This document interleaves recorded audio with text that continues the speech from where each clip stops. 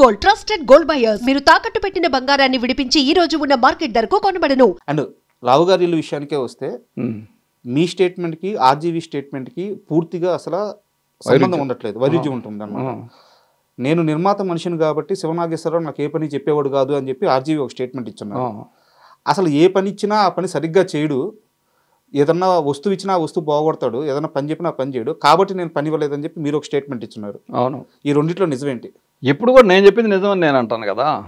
ఇప్పుడు ఏ మనిషి అయినా ప్రపంచంలో బోన్లో నుంచున్నవాడు వాడు చెప్పిందే నిజం అంటాడు. జడ్జి గారు ఏమనుకోవచ్చు, ఈ ప్లేడర్ ఏమైనా అనుకోవచ్చు, ఆ అడ్వకేట్ ఏమైనా అనుకోవచ్చు, నేను చెప్పిందే నిజం. ఎందుకు అంటే తను సురేంద్ర గారి క్యాండిడేట్గా వచ్చాడు అనేది నాకు తెలుసు. అయితే నేను పని చేద్దాం అనుకున్న వాడిని విపరీతంగా ఎంకరేజ్ చేస్తా. ఒక సినిమాకే 3 సినిమాల పని నేర్పి పంపించగలను. మీరు ఉత్తేజన అడిగితే ఈ మాట చెప్తాడు, ఉత్తేజన మీరు ఇంటర్వ్యూ చేస్తే అతను వేరే చెప్తాడు. ఇప్పుడు ఇక్కడ రాముని నేను ఒక 3-4 రోజుల్లో అబ్జర్వ్ చేసా. అంటే ఇతను పని నేర్చుకుందామనే ఆలోచన కంటే కూడా బయట తిరగటం, అబ్జర్వేషను, రేవత్తో మాట్లాడటం, తర్వాత జయసూద గారితో మాట్లాడటం, ఇలాంటివి ఎక్కువ చేసేవాడు. కాబట్టి ఒకసారో 2 సార్లు ఎడిటింగ్ రిపోర్ట్ ఇచ్చి ఓకే అని టేక్ రాయమంటే అది ఎక్కడ పెట్టాడో తెలియదు తనకి. ఇక అందుకని ఈ నమ్మదగ్గ వ్యక్తి కాదు అని నేను ఇప్పటికీ అదే చెప్తా. సురేంద్ర గారి ద్వారా వచ్చిన మనిషిగా ఒక రెస్పెక్ట్ ఉంటే ఉండుండొచ్చు, అలాగని మిగతా వాళ్ళగా నువ్వు ఇక్కడి నుంచి వెళ్ళడానికి లేదు అలా ఏమల్లా. బట్ ఇవి తర్వాత మా ఇద్దరి మధ్య సాన్నిహిత్యం పెరిగింది. అండ్ శివ విషయానికి వస్తే కథపరంగా చూసుకుంటే శివలో పెద్ద ట్విస్టులు అలాంటివి ఏమి ఉండవు, ఒక సింపుల్ స్టోరీ. అవును, బట్ శివలో అద్భుతం ఏంటంటే ఆ క్యారెక్టరైజేషన్, హీరో క్యారెక్టరైజేషన్ కానీ విలన్ క్యారెక్టరైజేషన్ కానీ, సో వాటిని డీల్ చేసిన విధానం కానీ. ఒక కొత్త దర్శకుడు శివ కథ చెప్పినప్పుడు మీరు ఇవన్నీ అబ్జర్వ్ చేయగలిగారా? ఈ క్యారెక్టరైజేషన్ గొప్పగా ఉంది, కథ అటు ఇటుగా ఉన్నా కానీ దీనికి ఒక రీచ్ పాయింట్ ఉంటుంది, అవన్నీ క్యాచ్ చేయగలిగారా? అస్సలు నేను కథను అబ్జర్వ్ చేయలే. ఆయన నాకు షార్ట్లతో చెప్పేవాడు. Okay, burning tip of a cigarette అనేవాడు, tight close burning tip of a cigarette. అంటే ఒక దశలో అంటే అది ఎలా అయిపోయిందంటే వంశీ తేజ వీళ్ళు రేపేం సీన్ అంటే పగల షూటింగ్ చేస్తూ నైట్ ఎఫెక్ట్లో ఇంకో సీను. నైట్ సీన్ ఏంటి సార్ అంటే అదే burning tip of a cigarette అమ్మా అనేవాడిని. ఇలా 4-5 సార్లు విన్న తర్వాత రాము కోపం వచ్చింది. ఆయన ఇంకెప్పుడు అలా అనొద్దు, దాన్ని ఇన్సల్ట్ చేస్తున్నారు మీరు అంటే. నాకు ఆ సీన్ వాళ్ళకి గుర్తుండడం కోసం ఇలా చెప్పా, అలా షార్ట్ బై షార్ట్ చెప్పేవాడు. సో దీనిలో నేను ఎప్పుడు కథని జడ్జ్ చేసి ఈ సినిమా ఆడుతుందని కానీ ఈ సినిమా ఆడదని కానీ ఏమి లేదు. ఇందాక కూడా పొద్దున నేను తనతో మాట్లాడుతున్నప్పుడు చెప్పింది ఏంటంటే ఒక రకమైన హిప్నాసిస్లో ఉన్నారు టీం అంతా. ఒక వ్యక్తి హిప్నాసిస్ కండిషన్లో లేడు పూర్తిగా, ఒక వ్యక్తి సగం అటు ఇటుగా ఆసిలేటింగ్గా ఉన్నాడు. ఆ పూర్తిగా హిప్నటైజ్ అవ్వని మనిషి ఫైట్ మాస్టర్ రాజు, అటు ఇటుగా ఆసిలేట్ అయిన వాడిని నేనే. అది కొంతేమో ఆయన చెప్పినట్టు ఆయనకి ఏం కావాలో అది అరేంజ్ చేయగలగడం అనేది ఎక్కువ ఉండేది. ఇది కాకుండా నా లోపల ఉన్న ఎక్స్పీరియన్స్డ్ కో డైరెక్టర్ వాడు మరొక మాట చెప్పేవాడు. సో ఈ రెంటిని బ్యాలెన్స్ చేసుకుంటూ నేను పనిచేశాను. ఓకే, అండ్ రాజు మాస్టర్ గురించి ప్రస్తావన తీశారు కాబట్టి ఒకరోజు చక్రిని పక్కకు పిలిచి, చక్రి మొదటి మూవీ అది, ఇదే నీ చివరి సినిమా, ఇక నువ్వు ఇండస్ట్రీలో ఉండవు, ఈ ఫైట్లు కానీ రిలీజ్ అయితే అని చెప్పి రాజు మాస్టర్ చాలా సీరియస్ అయిపోయి అక్కడి నుంచి ఒక అసిస్టెంట్ ఇచ్చి ఆయన అక్కడి నుంచి వెళ్ళిపోయారు. నిజమేనా? అదే మరి ఇప్పుడు 36 సంవత్సరాల క్రితం ఎవడికి గుర్తుంది వాళ్ళకి గుర్తుండదు, కానీ ఇది బహుశా చక్రి చెప్పుంటే చక్రికే గుర్తుండాలి, నాకు తెలియదు. ఎందుకంటే వాళ్ళిద్దరు మాట్లాడుకున్నప్పుడు నేను లేను. ఓకే, తర్వాత వచ్చి నాకు చెప్పలేదు చక్రి. సరే, ఇంకో క్వశ్చన్ అడుగుతాను రాజు మాస్టర్ గారి గురించి. ఒకానొక టైంలో రాజు మాస్టర్ చాలా బరస్ట్ అయిపోయారు. ఒక కొత్త కుర్రాడు వచ్చి నాకేంది చెప్పేది, ఒక ఇగో లెవెల్కి వెళ్ళిపోయారు. ఇద్దరి మధ్య చాలా వాడివేడిగా నడిచింది కానీ బట్ కూల్గా సినిమా అయితే నడిచింది, కానీ ఇద్దరికి అసలు పడలేదు అని చెప్పేసి ఒక టాక్. నిజమేనా? ఇది కొంత నిజం, కొంత సైకలాజికల్ డిఫరెన్స్ ఉంది వాళ్ళిద్దరి మధ్య. బట్ ఎప్పుడు హార్ష్గా మాట్లాడుకున్న సంఘటనలు లేవు నాకు తెలిసి. నాకు గుర్తున్నంత వరకు, ఎందుకంటే నేను లేకుండా ఒక షాట్ కూడా అంతే తీయబడలేదు. నేను అన్ని షాట్లకు ఉండేవాడిని. ఒక దశలో రాము నేను కనపడకపోతే ఎక్కడికి వెళ్ళారు నాసిరావు మీరు, నేను ప్యానిక్ అవుతాను మీరు కనపడకపోతే అనేవాడు.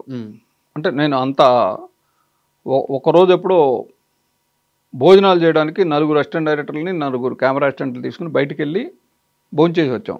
ఎందుకంటే అక్కడ చైర్లు కంఫర్టబుల్గా కూర్చోడానికి చైర్లు లేవు. అసిస్టెంట్ డైరెక్టర్లు కెమెరా అసిస్టెంట్లు వచ్చేసరికి చైర్లు అయిపోయాయి. ఇది వేరే కథ, ఇది చాలాసార్లు చెప్పా.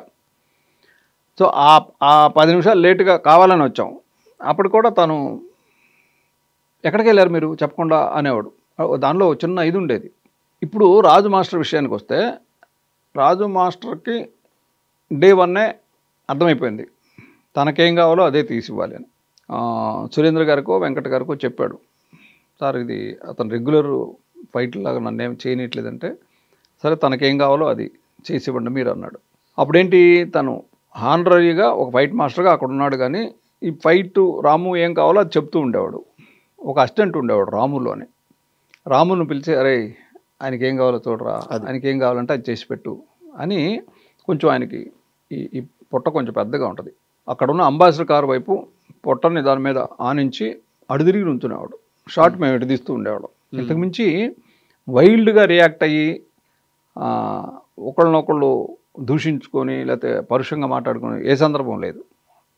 నమ్మకం లేదు అతనికి, ఈ సినిమా ఆడదు అని ఆయన ఫిక్స్ అయిపోయాడు. రాముల్ని అప్పచెప్పి అతనికి ఏం కావాలంటే అది తీసివు. వర్క్ ఎథిక్ ప్రకారం అక్కడైతే ఉన్నారు, కానీ ఉన్నాడు అంతే. బాడీ ప్రెజెన్స్ అంతే. అండ్ ఇంకోటి ఏంటంటే ఆయనకి ఇదంతా కొత్త కూడా. ఇప్పుడు రాజు మాస్టర్గా విడిగా నేను చెప్పాలంటే అప్పుడున్న ఫైట్ మాస్టర్లో one of the best fight master. అంతే. ఎందుకు అంటే డైరెక్టర్ కానీ ప్రొడ్యూసర్ కానీ లేకపోతే వాళ్ళిద్దరూ అనుకోను, కానీ ఈ ఫైట్ నాకు 150 ఫీట్లో కావాలంటే అంతే లెంగ్త్లో తీసిచ్చేవాడు. ఒకరోజు అంటే ఒక రోజులోనే ఫైట్ తీసి ఎడిట్ చేసి ఇచ్చేవాడు. అంత రెప్యుటేషన్ ఉన్న మాస్టర్. సో ఇక్కడికి వచ్చేసరికి పూర్తిగా ఆయన శైలి కాదు, భిన్నం అది. అండ్ ఒక స్ట్రైట్ క్వశ్చన్, ఆర్జీవీకి బ్లాక్ మ్యాజిక్ వచ్చా? బ్లాక్ మ్యాజిక్ రాదు, కానీ హిప్నాటిజం వచ్చేమో అని మేము హిప్నాసిస్కి లోనయ్యామని అంటున్నా. నేను అవ్వలేదు, పూర్తిగా అవ్వలేదు. రాజు మాస్టర్ అసలు అవ్వలా, మిగతా అందరూ అయ్యారు, ఇంక్లూడింగ్ నాగార్జున. బేసిక్గా ఫండమెంటల్గా తెలియకుండా రాలేదు. ఎందుకంటే తను అంతకుముందు కలెక్టర్ గారు అబ్బాయి షూటింగ్లో ఉన్నాడు, విజయ్ అనే సినిమా షూటింగ్లో ఉన్నాడు, రావు గారి సినిమా. అంటే ఈ 3 సినిమాల్లో తను కనుక అబ్జర్వ్ చేసి ఉంటే షాట్ ఎలా జరుగుతుంది, షాట్ చెప్పినప్పుడు డైరెక్టర్ ఎలా చెప్పాలి, ఏం చెప్పాలి అనేది ఇవేవి తను బ్రెయిన్లోకి తీసుకోవాలా. గోపాల్ రెడ్డి రైటింగ్ అంతా అయిపోయిన తర్వాత ఆర్డర్ అన్నాడు, వెంటనే అతను కూడా ఆర్డర్ అని అరిచాడు. సో అక్కడ ఆర్జీవీ గారికి ఇలాంటివన్నీ తెలియదు. సో అలాంటి ఒక మనిషిని నాగార్జున గారు నమ్మారు, వెంకట గారు నమ్మారు, సురేంద్ర గారు నమ్మారు, మీ టీం నమ్మింది, ఆర్టిస్టులు నమ్మారు. సో బ్లాక్ మ్యాజిక్తోనే వీళ్ళందరినీ ఒప్పించాడు ఆర్జీవీ అని చెప్పి చాలామంది అంటుంటారు. అంటే బ్లాక్ మ్యాజిక్ అనేది కాదు, కానీ ఒక కన్విన్స్ చేయగలిగే పవర్ ఉండేది. తను చెప్తుంది రైటు అనే అవతల మనిషి ఫీల్ అయ్యే అవకాశం ఉండేది బాగా. అండ్ శివ షూట్ జరిగేటప్పుడు ఫస్ట్ టైం వీడు మామూలుడు కాదు, సంథింగ్ స్పెషల్ అని మీరు ఫీల్ అయిన ఆ డే ఏంటి? ఏ షాట్ అప్పుడు కానీ ఏ సీన్ అప్పుడు కానీ మీకు ఆ ఫీల్ వచ్చింది? ఈ క్వశ్చన్కి ఆన్సర్ లేదు. వీడు మామూలుడు కాదు, ఏమైనా చేయగలడు అని తనకి ఏం కావాలో అవి చేయించుకుంటున్నాడు. కాబట్టి నేను దానికి ముందే అనుకున్నా, ఇది తన దగ్గరికి వద్దాం అనుకున్న దానికి ముందే. ఇది మా ఇద్దరికి మధ్య వచ్చిన ఇంటరాక్షన్. రావు గారి టైంలో మేము హర్ష హోటల్లో ఉండేవాళ్ళం, ఆయన ఇక్కడ పంజగుట్టలో ఉండేవాడు. తను దింపడానికి ఆ కారులో నేను వస్తే కార్ డ్రైవర్ అక్కడ వెయిట్ చూస్తుంటే మేము ఇద్దరం కూర్చొని గంటలు చెప్పేవాడు. అప్పుడు అనుకున్నాను నేను, ఇతనికి విపరీతమైన నాలెడ్జ్ ఉంది హాలీవుడ్ సినిమాల పట్ల. ఈ నాలెడ్జ్ అంతా సరైన రూట్లో ఉంటే, అంటే ఓ 4-5 సినిమాలు చేసి తర్వాత ఏదైనా చేస్తే బాగుంటుంది అనుకునేవాడిని. అంతేగాని ఈ సినిమా జరుగుతున్న పర్టికులర్ ఏ షాట్లో నేను అట్లా అనుకోలే. ఓకే.